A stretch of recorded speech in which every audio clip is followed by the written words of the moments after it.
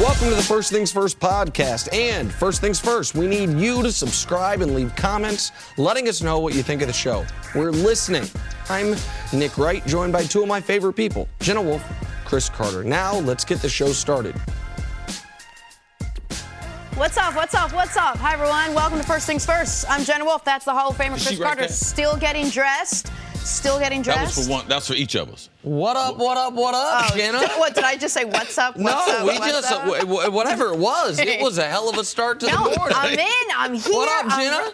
What up? Tap him up. Sorry, do it again. What up, CC? Good morning, brother. How are you? There we go. Oh, we were all up late. My hand? Up late, man. Well, we had reason to be. That was quite a game. Yes, we haven't had a national title game like that in a while. We had one in the semifinals, but we didn't. We didn't expect that. Let's just say after the semifinals, no one thought that was going to be the final game that we were going to see. It's hard for those young kids to be able to repeat that type of effort, in 8 days. But they did it. Tale of two halves, man. That was And just real quick, something you say all the time is some of these seniors now wake up this morning and it's all over. And that's it. So if that was the way to go out, at least you went out with it. And that's what makes it really special. Of course. All right, so let's get right to it. Whoever said that sometimes the hardest thing and the right thing are one and the same clearly was referring to Alabama head coach Nick Saban with regards to his halftime decision to switch quarterbacks in the national championship game. Clearly, it was Alabama, it was Georgia for the title. Alabama was down 13-0 at the half, needed a boost. So Nick Saban decides to pull his starting quarterback, the guy who lost only 2 games in 2 seasons, and put in true freshman Tua Tagovailoa. I got you, Jenna. Yeah, no this problem. was the rendition that I didn't have the words spelled out phonetically. Tua came in, led the Tide to a 13-point comeback, capped off by a 41-yard strike in overtime to seal the 26-23 win.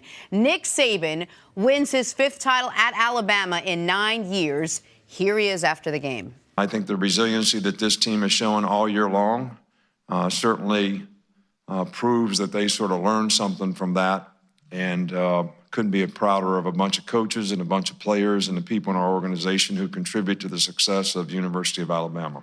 And I think preparation leading up to this point has been the key thing, with our offensive coaches helping us throughout the process, and just building the trust within each other. And I thought Tua would give us a better chance and a spark, which he certainly did. And, I couldn't be prouder of him taking advantage of the opportunity. But in overtime, we didn't finish when we had to, and Alabama did. And to give them credit, but I think everybody can see that Georgia's going to be a force to be reckoned with. I'm very proud of this team and this university, and we're not going anywhere. Good thoughts echoed there. So let's talk a little bit about Tua Tagovailoa. You got it. Yeah, we said it. No, let's go back. Tell me how impressive this win was for Alabama, CC. It's very impressive. It's totally unconventional because what Alabama has done, they athlete you to death. They have more 5-star athletes on their roster than any other roster in college football. They have more depth. Not only depth at their skilled positions, we saw the depth at quarterback that they have. Yeah. But, man, their offense and defensive linemen, they lost their starting left tackle. I mean, who else in college football? I mean, we go over this in pro football all the time. Left tackle's gone, the offense is going to change. They put another guy in there, and they don't miss a beat. They put a freshman quarterback. This is what you call the power conferences when teams have a dynasty or teams they dominate college football. You get over-recruited. So Hurts, as a quarterback, he struggles. He's taking them to a national championship. Nick Saban at halftime goes to the true freshman, and they're getting better results because he's a better passer. What a gutsy move by Nick Saban. And to me, this will add to his legacy because he did it on an offensive standpoint. Nick has been so stubborn. I formation, run the football. He is adverse risk. That means he's not going to run an offense that has a lot of chances of turning the football over. That's why I thought it was a great marriage between him and Lane Kiffin. Lane's creativity, but Nick and the defense and the special teams, a winning formula. But he allowed the freshman, to throw the football like Like, I haven't seen him let veteran quarterbacks throw the football. McElroy, A.J. McCarron, he didn't even let them throw the football the way he let this young kid throw the ball, and I was impressed with that. And it was almost out of necessity. I mean, I don't know that they wanted to, but they couldn't. Georgia has the athletes up front. Even with Bo Scarborough and that great stable of running backs, they weren't having the success. He didn't want to change quarterbacks. He didn't want to all of a sudden chuck the ball around, but he had no choice. But as long as he's been coaching, this is not something that Nick Saban does. Correct. And for him in that moment to be able to realize our best chance or path to victory is through Tua and throwing the football. That's I was surprised and shocked by that. It's remarkable, and it's a testament to the fact that Alabama's second team, guys that don't start for Alabama, people say, could Alabama beat Cleveland, the Browns? No. But Alabama's second team could be a top 15 team in the country. Take the 22 best guys that don't start for Alabama and see what their recruiting profile is. The young man that had the bit of a meltdown on the sideline, I read about him last night because I wanted to know. I was surprised that Nick Saban let him go back into the game. He had the 15-yard penalty when he threw a punch. I was surprised he didn't get thrown out. He seemed to go after a coach. So I was like, who is this young man? Oh, he was a top 200 player in the country, a top 20 player in his state, a 4-star recruit who has 5 tackles on the year because he can't get on the field in his 3rd year at Alabama. He would be the star recruit for most teams' classes, a 4-star top 20 kid from the state of Georgia. He can't get on the field. The Tua Tagovailoa was, according to 24/7, and I'm not super in-depth on the recruiting stuff, so I rely on the people who are rivals, 24/7 people like that. He's the number 1 dual-threat quarterback in the country. Coming out of Hawaii, doesn't go to Oregon, doesn't go to USC, like so many of the Hawaiian kids. And he decided, and one of the things with him, he decided to go to a school that had a freshman. It looks like Jalen Hurts is going to start for 4 years at Alabama. I mean, he's a dual-threat quarterback. He's already started. He took him to a national championship as a freshman. SEC Offensive Player of the Year. Yeah, but Tua decides, I'm going to go there. I'm going to go to Alabama from Hawaii. Is that a testament to Nick Saban or to the program? Both of them. It's a testament to all three, the young man. The young man, for the culture to be able to change, to leave Hawaii and move to Alabama, to know that that's the best thing for his academics and for his football career, to be able to sit in the football laboratory of Nick Saban. I mean, that's a mature kid. His family, to be able to have the guidance to give him that. Alabama, to be able to stretch that wide, to get a kid through the Pac-12 that they not missed on, but they won over, and the institution that they could be like, man, this kid would feel at home. So, it's a trifecta there, Jenna, as far as the winners. And a kid who was asked not to be good during the regular season, not to be good in a semifinal game, not to be good to start the game. Hey, you need to be good to save this game, to save this season, and to win us a title. And it's not like he didn't have adversity to overcome. For the fact that they're down 13-0. Right. The play he threw an interception on was a called run that he misunderstood the play call. He misunderstood the play call from the sideline because he's so new, because he hasn't been doing it. So the coaches think they're calling a run. He tells his teammates we're throwing a pass, and he throws a terrible interception. And he overcomes that. In the overtime, the one thing you can't do, college football's overtime is weird. It's almost a given that you're going to get a field goal. Now, with Alabama's field goal kickers, nothing is a given. So certainly after Georgia kicks that field goal, Rodrigo Blankenship, one of the best college kickers I've seen in recent memory. This guy. I love him. He nails the 51-yarder. Get you a pair of those goggles. I love it. The specs. All right, we really need 6. But if we're going to kick a field goal, we need to be as close as possible. Just the one thing you can't do.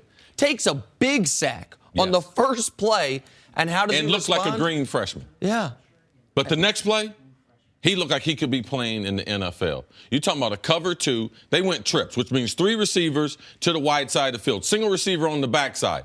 The safety, which is a veteran, started 53 games for Georgia. He looks him off to the middle of the field. He's in cover 2. He's supposed to be on the hash mark. The corner doesn't get a jam on him. Tua looks him off like a veteran after giving a rookie mistake and getting sacked, and throws a strike. I mean, When you see his arm talent, you see why you don't follow high school. But I got some good friends of mine, Trent Dilford and Joey Roberts. They help run Elite 11. And Trent Dilford says that this kid has the it factor. And he would be a star and had predicted that he would win a Heisman Trophy. And what does it say about Alabama that the day after they win, now you're like, oh, what's next? Well, what's next is that a true freshman could pretty much be your star, so you're set up for the next couple of years. I do have to say, and he was gracious. After Alabama scored their first touchdown, the first player to meet Tua on the field was Jalen Hurts. Yeah. Jalen Hurts was gracious in his interview after the game. And I know, CC, this is maybe the athlete, non-athlete dichotomy here. I felt for Jalen. I know he's a champion now, but he now has to figure out, is my entire life being uprooted? Like, do I want to stay here and compete? Do I want to go somewhere else where I can play more likely? Like, at Alabama, they compete. The reason why they won that national championship, because we can bring in another kid, a 5 or 4-star, and Nick Saban's going to give him every opportunity to get better. That's what Alabama's about. It's about competition, and the competition is what got them the national championship, with the coach having the guts to bench a guy who's 25-2 as a starter at Alabama. Well, listen, they weren't down 24-0. They were down 13-0. And I don't know that there's another coach in the country that would have the confidence, not just job security. A lot of coaches have a supreme job security. Right. But the confidence with his place with his team, his place in history. Or have the roster of talent. Correct. The confidence to do it and the ability to do it. There's only one guy. That's just Urban Meyer. Oh, okay. So Urban Meyer and Nick Saban. Yeah, and because he's got some talented guys up under him who can really throw the ball. Jalen Hurts isn't going anywhere? I mean, where's he going to go? He's already played 2 years of college football. He had to sit out a year. All right? He's not a pro. Right. He's a college quarterback. No, sit there right at Alabama. You came to Alabama to compete. Let's keep competing. Back on First Things First, we're going viral. Alabama players celebrated their national title last night in the Mercedes-Benz Superdome in Atlanta, and exactly 202.2 miles away, thanks Google Maps, Alabama fans celebrated in the streets of Tuscaloosa. Look at that. I mean, if that... They love some football in Tuscaloosa now. How's that guy getting out of there? He's like, oh, I should have made it right. Sure, yeah.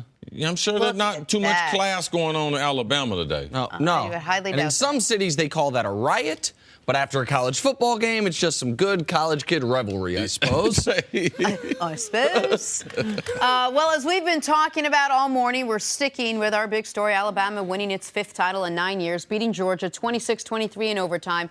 This was Nick Saban's 6th national championship, his 5th as the coach of Alabama, and his 1st as a 66-year-old man. Here is Nick Saban after the game. The message to the team tonight after this game was, I hope you take something from this game and the resiliency that you showed in this game, and it helps you be more successful in life. So it's not just about winning a championship. I mean, I know that's what you all write about and what you talk about and all that, and we like winning, and we hate losing. But there's more to it than that. Is that the same thing you're going to hear Nick Saban tell the team next year, CC? No. My son was on Alabama in 2009 after they won the national championship. When he met with the team the day after the national championship, they went undefeated. Best defense in the history of college football. You guys haven't won anything. Last year's team, that team is gone. Done. You can't rest on the laurels of all those guys. The whole team's going to the NFL. We're going to start from scratch starting today. It's amazing with Nick Saban how focused he is. So, yes, Nick Saban, he is about winning in life. Right. And taking something from this game that will help you as a man in your journey in life. But also, man, Nick Saban's already thinking about 2019. I can guarantee you he's calling recruits sometime this morning, making contact with them. If there's a couple scholarships open, this is what he does. He is truly one of the best that we've seen, not only in the profession of football, but in the profession of coaching. You can pick basketball, you can pick any sport. Yeah. Nick Saban would be at the top of one of those lists because of his ability to be focused and to be a great teacher of the game of football. Well, the one thing Nick Saban is probably not thinking about right now is his own legacy, is getting ready for next year. So we will do that on his behalf. And, Nick, I will start with you. What does this do for Nick Saban's legacy? What the wins he's amassed, the success he's had? All right, so there's almost nothing more cliche in sports talk than creating Mount Rushmores, but I'm just going to broach it quickly. But I'm going to do it regardless. Well, he starts being the discussion of all coaches in all sports, as CeCe mentioned. Like, where is he in the college football hierarchy? Well, he's now tied Bear Bryant. He's done it in fewer years. He's won titles at multiple schools. His team's seemingly never bad. He had success at Michigan State. They then win a title at LSU. He goes to Alabama. He has a decade of dominance, unlike anything I've ever seen in college football. So if he's not number one in college football, he's 1A.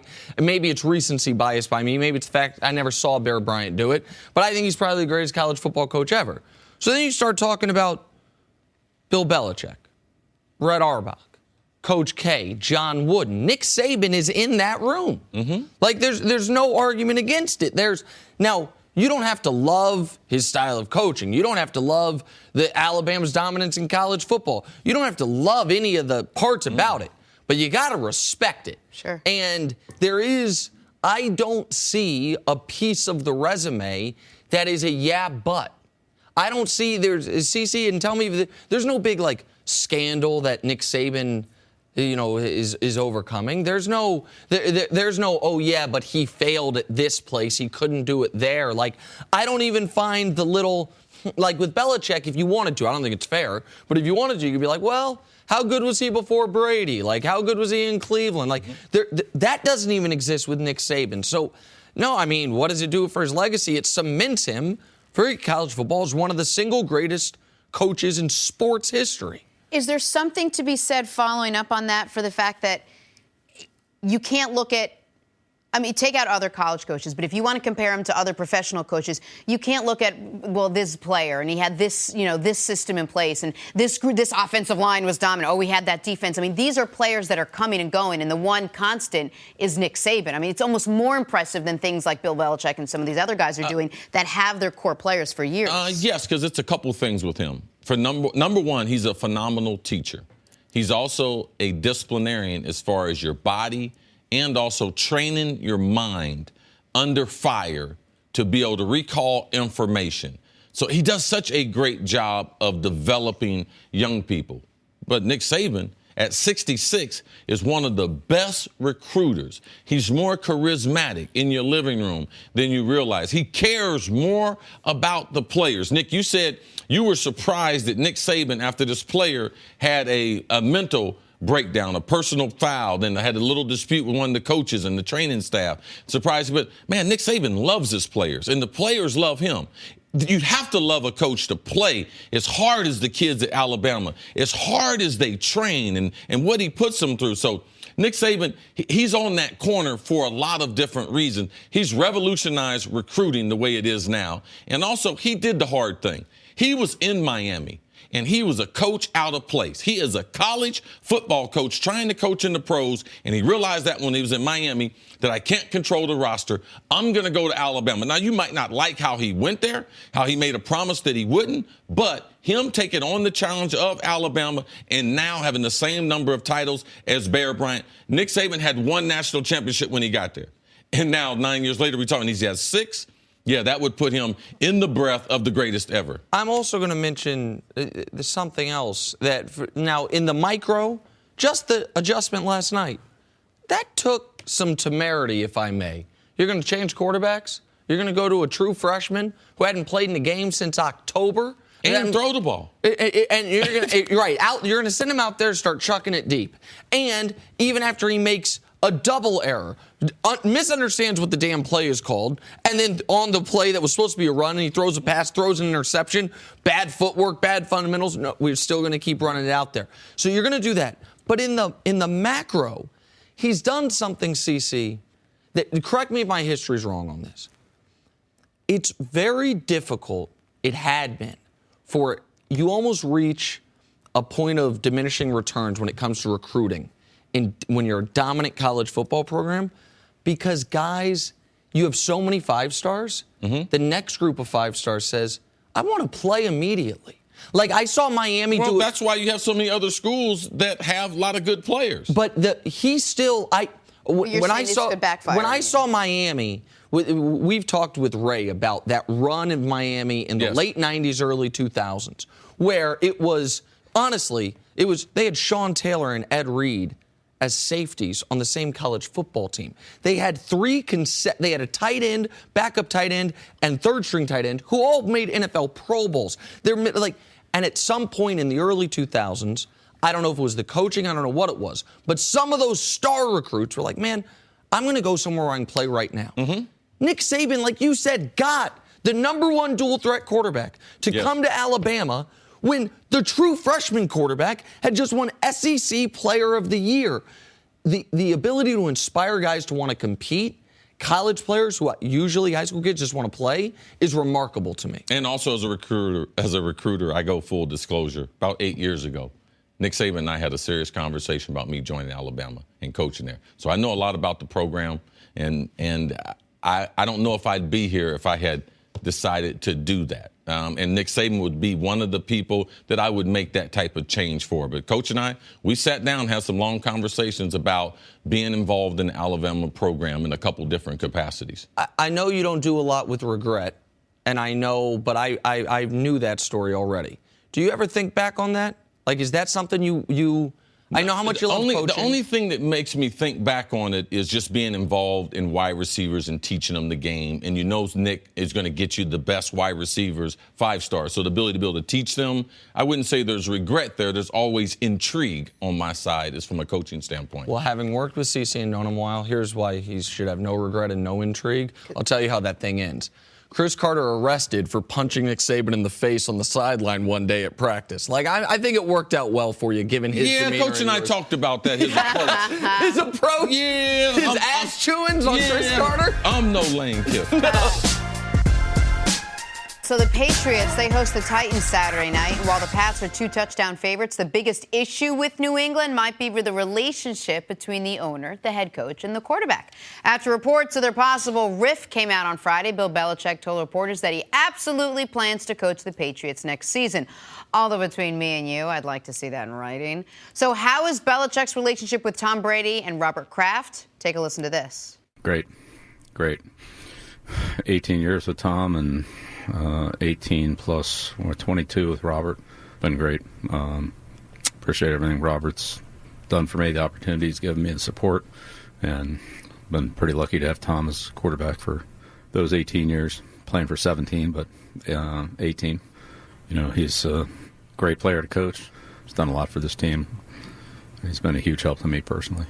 CeCe, regardless of what's going on behind the scenes, this is what you're going to hear from all three of these guys, and it's what we have heard. I mean, I would imagine you're not terribly surprised by Belichick's comments. I mean, I'm not. I mean, I didn't. You guys had him going all these other places and everything. Like there's a better place to work in New England, being Bill Belichick and the relationship that he had.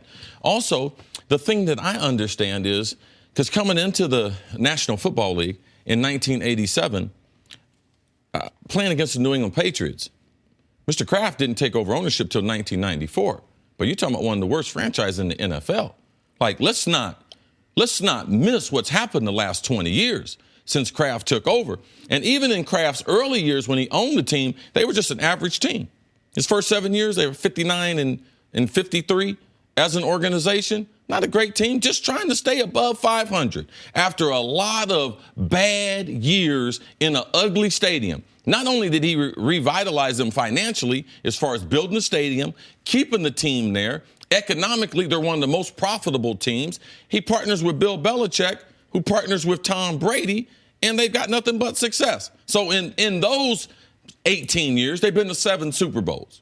So for me, it was never an issue.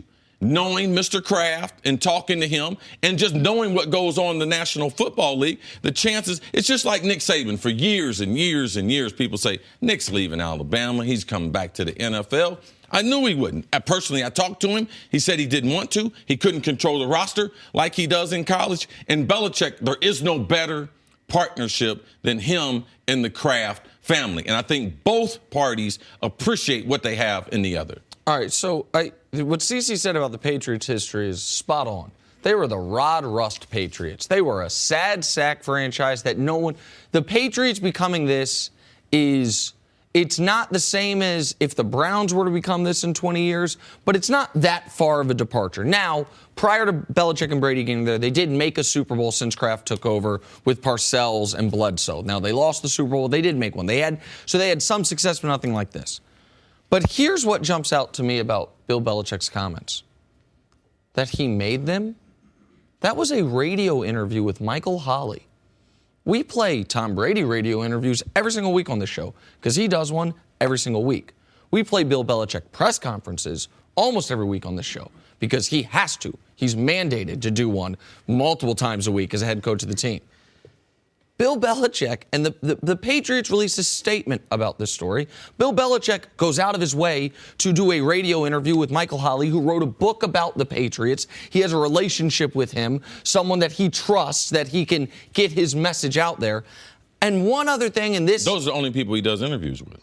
Right. The people he trusts, people he knows, absolutely Yes. right. But Belichick doing a non-mandated media appearance during the season. How do you know it was non-mandated? How do you know Bob Kraft didn't say, you know what, we got to put this mandated by the league. I mean mandated by the league. The league mandates you. This had the feel and Mr. Kraft is not going to make Bill Belichick do anything. And Bill Belichick is not the kind of person that can be forced into doing some type of media. So why do it? I think he wanted to get that message out. Now, whether the message is you believe or not, that is in the eye of the beholder. One other thing stuck out to me. Why wouldn't we? You don't believe it? I believe there's zero chance that he leaves New England. I don't believe there's zero chance he leaves New England. But what I certainly don't believe is the statement the team released, because someone involved in that statement is the source of this story. Like, that I can't get around. This isn't the National Enquirer. This isn't Us Weekly. No disrespect to that publication. This is a very well-respected journalist in Seth Wickersham, he wrote the Jerry Jones story, he wrote the Seattle Seahawks locker room story, and now he's written this story. He is not going to print with that without one of the primaries involved being a part of it. Yeah, Tom Brady might be disgruntled. He might be upset about his guy can't be in the locker room. Okay. But Bill Belichick going somewhere else, or Kraft, or that he would have the out in his contract. Like, we don't even know what his contract is. So to assume that, to me, is a major just leap. All right? There was some truths in the article, and I believe Guerrero and his relationship and not being able to work there, that hurt Brady. Brady not wanting Garoppolo there, I believe that to be true. But Belichick leaving, don't believe that to be true. Let me add one other thing, and this one you might totally throw aside. But when you talk about Robert Kraft, you call him Mr. Kraft. When seemingly everyone talks about a certain group of NFL owners, they get the genuflection of Mr. Mara, Mr. Rooney, Mr. Kraft. That's how I've heard Tom Brady talk about it. And that's how I heard Bill Belichick talk about Robert Kraft back when Deflategate was going on. Maybe it is totally silly. It was very interesting to me to hear Bill Belichick repeatedly call him Robert there. It's very interesting. Go ahead. Mr. Kraft, I go out of my way because it's the way I was raised. Mr. Kraft prefers his friends to call him Robert. He tells me all the time, don't call me Mr. Kraft. He prefers everyone to call him Robert. Okay, all right. That's his own personal preference. You mentioned that Brady might not be happy with the Guerrero situation, didn't want Garoppolo there. That doesn't, since Brady is obviously the present and future of the team because they have no contingency at quarterback anymore, that you're still, with that being the situation, you're still leaving it at 0% for Bill Belichick to decide? 0%. Okay. I think that article, and you made a good point yesterday, and I've heard this before, is that you have to think about who that article helps when you read it. You have to think about who would benefit from that article coming out. And I thought it was two sides. I thought it was either Bill Belichick or Robert Kraft. I don't think Tom Brady came out of that article looking great in any way, especially when you see the disgruntled behavior between him and Jimmy Garoppolo and all of it in these closed-door meetings. Or maybe Tom Brady's just like any other quarterbacks, Brett Favre, Joe Montana, who didn't want to mentor the guy behind him. Maybe he's just normal. Jenna's not disagreeing with that. She's saying, but it doesn't benefit Brady for it to be out there that he wasn't mentoring Jimmy Garoppolo. Correct. Even if it's normal, it doesn't help his image. Right, and that part I believe to be true. Yeah. Right. So I am interested in who called Seth Wickersham.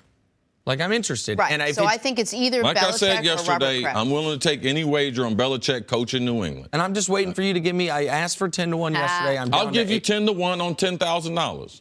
Okay, I'm waiting to understand. No, don't what have to look up in the air. You know about. exactly what it is. I'm doing the math. Yeah, You're risking the 10 or I'm risking the 10?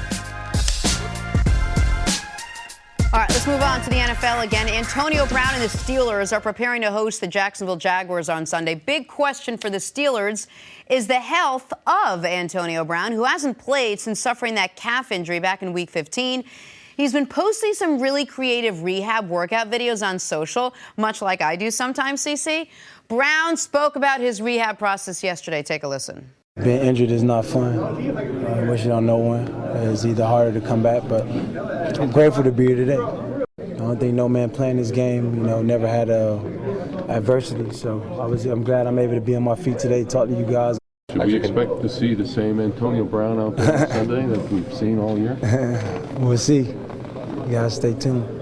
So how much do the Steelers, CC, really need Antonio Brown back when you're talking not just about this game, but just about this Jaguars defense?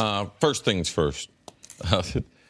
Antonio Brown, he's hired two guys that used to work for me. One named Chris Verna, who I still actively work with, and another one named Ron D'Angelo. He has two of the best trainers, stretch people in the world. This guy spends an inordinate amount of money on his body. The Steelers need him. He's a special player. Like, you need special players for the special time of the year. And the stress that he can put on the defense. And he makes Jacksonville, they have to make a declaration. Are you going to put Jalen Ramsey on him all over the field? And then if you're able to do that, they're able to look at what other matchups that they want to go to or how many times they're going to target him. So this is very interesting how healthy he is and what is Jacksonville going to do? Are they going to treat him like he's healthy, which I believe they will? I believe that Jalen will shadow him all over the field. This will be one of the great matchups that we've seen in the playoffs. Jalen Ramsey, either one or two, him and Xavier Rhodes, the best corner in the NFL, and the best wide receiver in AB. So I expect AB to be at full strength. So the Steelers need him because you can't generate the number of plays that he can generate through the passing game, through the screen game, and he draws so much attention, it helps out the running game and the other wide receivers. Hold on, before I answer, I just want to make sure I heard you something correctly on there. You expect AB to be at full strength? Yes. Okay. And AB works with two guys you used to work with, right? Yes. Okay. Two guys used to be on my payroll. Okay. All right, got it. For source all right, so material? I expect, my source says AB is going to be at full strength, Okay. and that's important because I don't have many rules in the NFL. One of them is this. You cannot lose a league MVP and be okay. Carson Wentz, he went down, and guess what? The Eagles aren't okay. Todd Gurley's in the MVP race. The Rams only give him the ball 14 times. Guess what? They weren't okay. Antonio Brown was in the MVP race. If he were to not be able to play this weekend or not be at full strength, maybe the Steelers can win. But it's not a foregone conclusion. Oh, Nick, how can you say that? Blake Bortles is awful, and the Jags looked... Man, the Jags did not get to the playoffs and win their division because of great quarterback play. They got to the playoffs and won their division because they have a punch-you-in-the-mouth defense.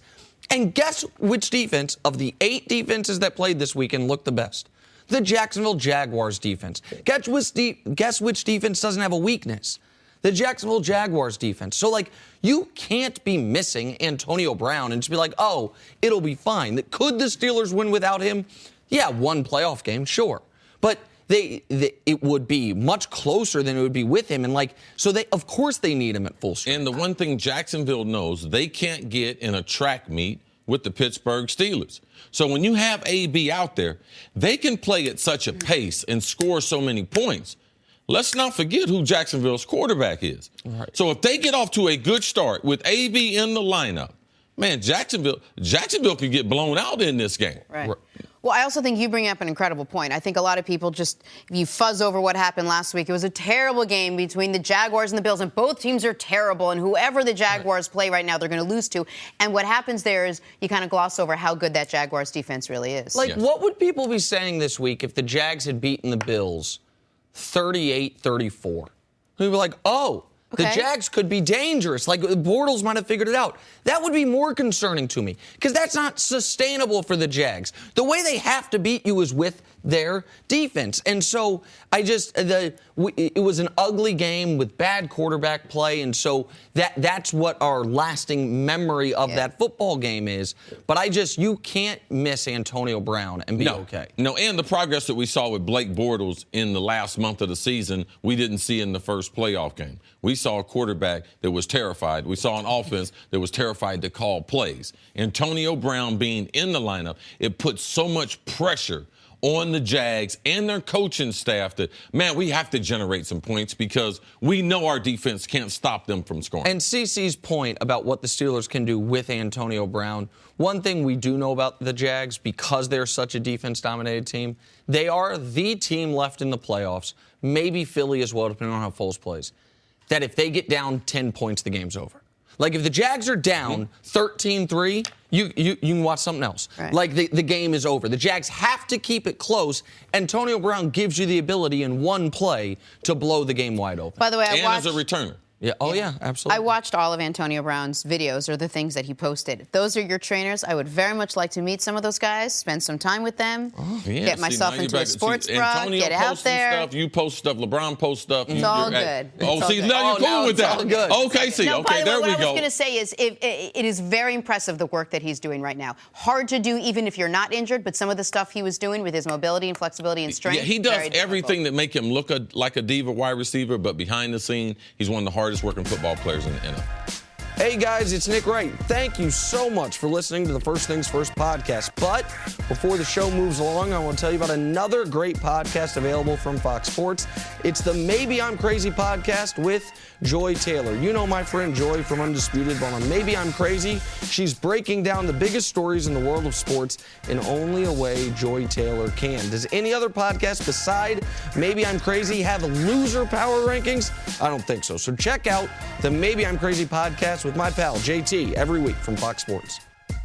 It was certainly not the night LeBron will remember when he's 85 years old and retired and telling LeBron IV about his career. Cleveland got blown out by Minnesota 127-99. LeBron only scored 10 points and had a plus-minus of -39. LeBron was asked about that career worst mark after the game. I've won a game and had a bad plus-minus before, so what does that matter? I don't give a damn about no damn plus-minus. Do you think anything of what plagued you guys tonight had anything in common with some of the other losses you've had recently? We're just not playing well right now. That's just it. Okay, newsflash, the Cavs aren't going to win every single game in the regular season. So this was a bad one, though. This was a bad one, but should anything that happens in the regular season worry the Cavs? I mean, should good days, bad days? Short of injury, there is nothing that could happen prior to the final 2 weeks, 3 weeks of the regular season that would concern me. Just a quick history lesson for the audience.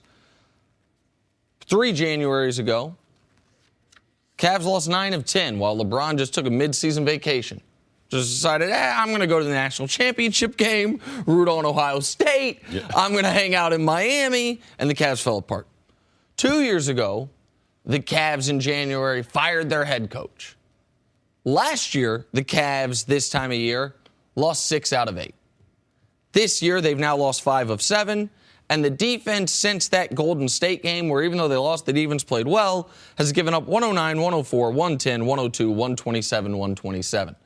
So if it were a different time of year, if they weren't trying to get Isaiah into the flow, and if they were a team that didn't have LeBron James, be a lot of reason to be concerned. But I am not going to let the typical January swoon trick me, not this year. Well, if you look at that, only one of those bad Januaries led to a championship.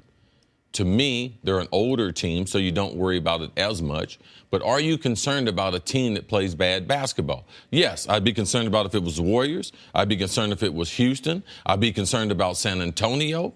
Yeah, so why wouldn't I be concerned about Cleveland? Now, Cleveland has gone through this, so this sets me up to how easy can Cleveland win the East? Ultimately, that's what it matters. Does the first series, how many games does it go? Because if they can't get to the finals where they are fresh, if they have a couple very, very tough series in the East, I already believe that they're not as good as the Warriors. So if they wear themselves out with a 2 or 3 seed and they have a couple tough series in the East, it will only lead to them losing in the finals by a worse margin than it would be. So getting to the finals healthy is one, or getting to the playoffs healthy is one thing. Getting there playing with some type of continuity is another thing. It's going to take some time for Isaiah. But it does matter. Why it would matter for all the other teams? Why wouldn't it matter for Cleveland? Well, go ahead, Jenna. No, there was a game a couple weeks ago where the Cavs were down by double digits, fought all the way back, and you said, "Hey, look, any other Cavs team would be like, forget it, we lost this one, but they fought back, and that was great." Is there something to be said for not? You made the reference this morning, you're down 0-3 in a tennis match and maybe just giving up the set and trying hard later. Maybe this is how they keep, because they are aging, maybe this is how they keep themselves fresh, not killing themselves for those big comeback wins now and saving it for later in the No, they tried to come back, but they was garbage. So, well, they tried to come back offensively. They didn't give extra effort defensively. They didn't ratchet that up. So I just want to make it clear, because this was going on during the national championship. Yeah, and I was watching both of them. I know you were, but I'm guessing a lot of people weren't watching it because the national championship game was on. So I had the Cavs game on mute, and it was instantly 20-6. Like, instantly the Timberwolves were up big. And the Cavs decided, and I'll see, my guess is they shot 10 3-pointers in the first quarter. I didn't look this up, so I apologize. I'm going to do it live on the air. 1 of 10 from 3 in the first quarter.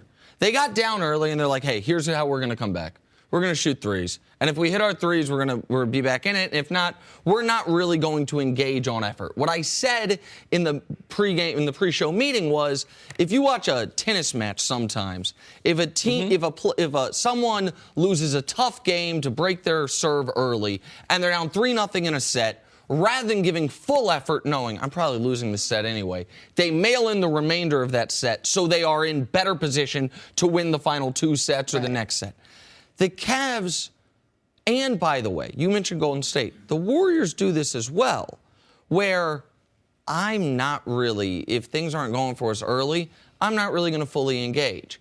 The difference between the Cavs and the Warriors is the Warriors are better positioned than any team in basketball history to beat mediocre to bad teams, even when they're not fully engaged, because of the overwhelming waves of talent. The Warriors can be not fully engaged in a game, and when they're fully healthy, still have a 6-minute stretch that blows you off the court. And they play better defense. Oh, far better defense. The Cavs, it felt to me, CC, like in that 20-game stretch when they won 18 games, that the Cavs proved to themselves, okay, when we need to, we can play adequate defense.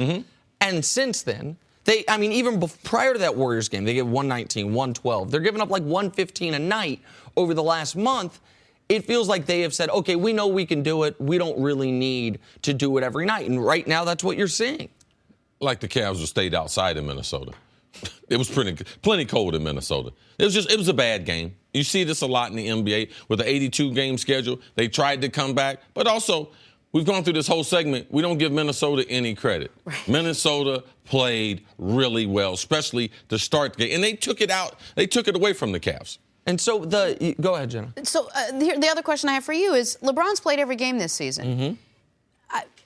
Does he need a break? Is there something to be said for him just going away for a beat or two and coming back a little fresher? I mean, he's done that in years past. Well, this is really the first bad game. So, no, it's important that LeBron plays now because we just brought IT back. Right. Like, how are we going to get any rhythm with him? Kevin Love's playing the best basketball of his career. Now, J.R. Smith, Nick need to admit him, that's his guy. J.R. is playing a shell of himself.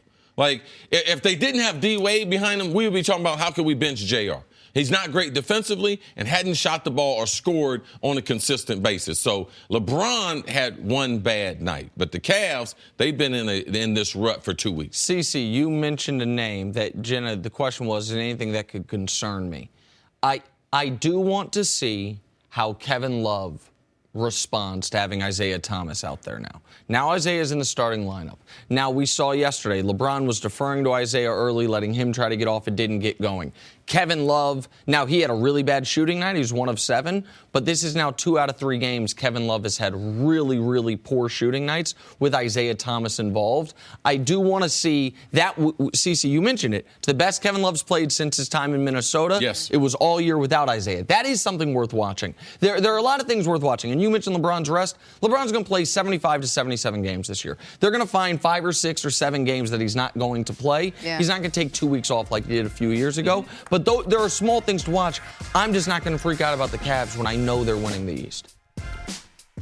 I'm Jenna Wolf, and thank you for listening to the First Things First podcast. Make sure to subscribe and tell your friends, family, and coworkers about the podcast, which, by the way, is available on iTunes and all your favorite podcast apps. You can catch a fresh new episode every Monday through Friday on FS1, starting at 6:30 a.m. Eastern, 3:30 a.m. Pacific. So long, everyone.